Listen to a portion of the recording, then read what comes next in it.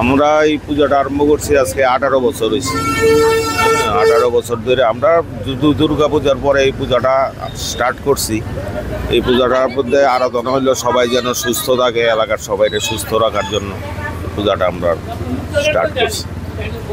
প্রত্যেক বছরই এখানে ভিআইপিরা আসে সন্ধ্যার সময়, আর অঞ্জলি টঞ্জলি দেয়, সব কিছুরই ব্যবস্থা রাখি আমরা। সন্ধ্যায় অন্তত 10,000 লোকের মধ্যে প্রসাদ বিতরণ করা হয়, অন্নভোগ, পরের দিন মহাপ্রসাদ।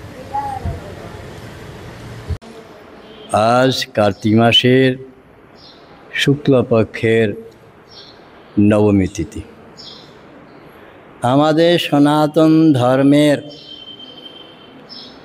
কৃষ্টি সংস্কৃতির ধারক বাহক প্রচারক ছিলেন আমাদের পূর্বপুরুষেরা, ভারতের মুনি ঋষিরা।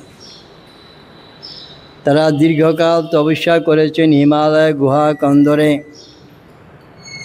কেউ বা জল পান করে, কেউ বা বায়ু পান করে দীর্ঘকাল সাধনা করেছেন। সাধনার পরিসমাপ্তিতে তারা বুঝতে পারলেন, জানতে পারলেন মার কৃপাতে যে সব কিছুর মূলে হচ্ছে মা আদ্যাশক্তি। মা আদ্যাশক্তি বিভিন্ন রূপে, বিভিন্নভাবে, বিভিন্ন সময়ে এই মর্তে আবির্ভূত হয়েছেন।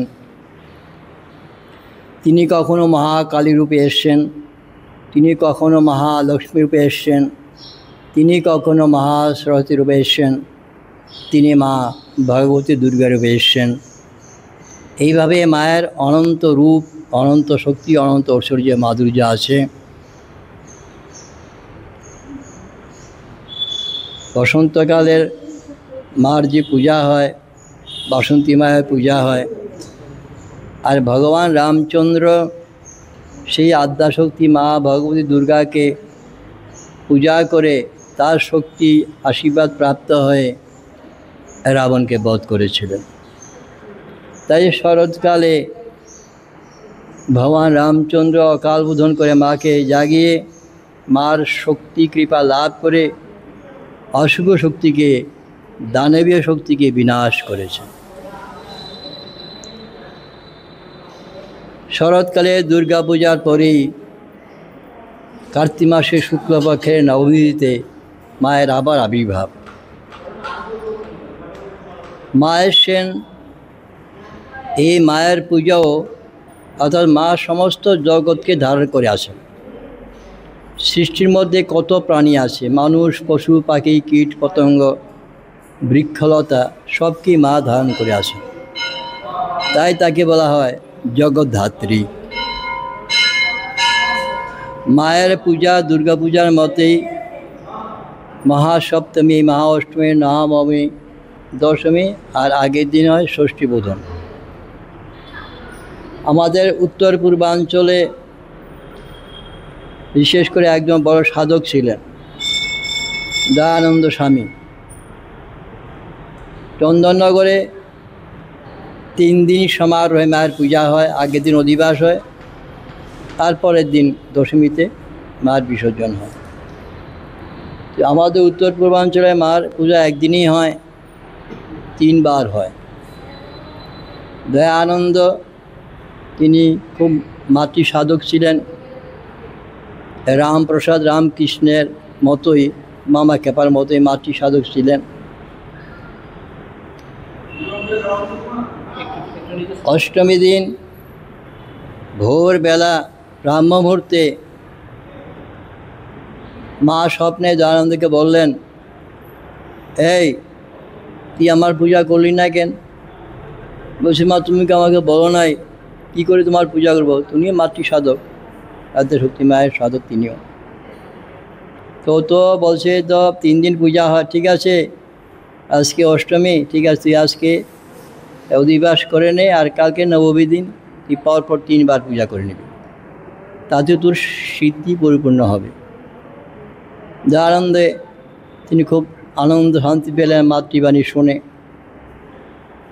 মা বলে দিলেন যে দেখ, পূজার কতগুলি সময় আছে, এই সময়গুলি একটু ফলো করবি। সমস্ত দিন 24 ঘন্টা, 3 রাত্রি মিলা 24 ঘন্টা হয়। তো ওর মধ্যে 8বার বিশেষ পূজা করতে হয়। একটা হচ্ছে দৈব মুহূর্তকালীন পূজা, মা বলছেন এটা রাত্রি 12টা থেকে শুরু হয় এবং 3টা পর্যন্ত। ওই সময় সমস্ত দেবতারা মায়ের পূজা করে, মাতৃশক্তির আরাধনা সবাই করে। ওই দৈব মুহূর্তটা রাত্রি 12টা থেকে 3টা পর্যন্ত। এই সময় সমস্ত দেবতারা মুনি ঋষিরা মায়ের আরাধনা করে। পরবর্তী সময়টা বলা হয় ব্রাহ্ম মুহূর্ত। এটা 3টা থেকে শুরু হয়, 4টা 4:30 পর্যন্ত সময়টা। যে সময় মসজিদে আজান দেওয়া হয় এটা ব্রাহ্ম মুহূর্ত সময় বলা হয়।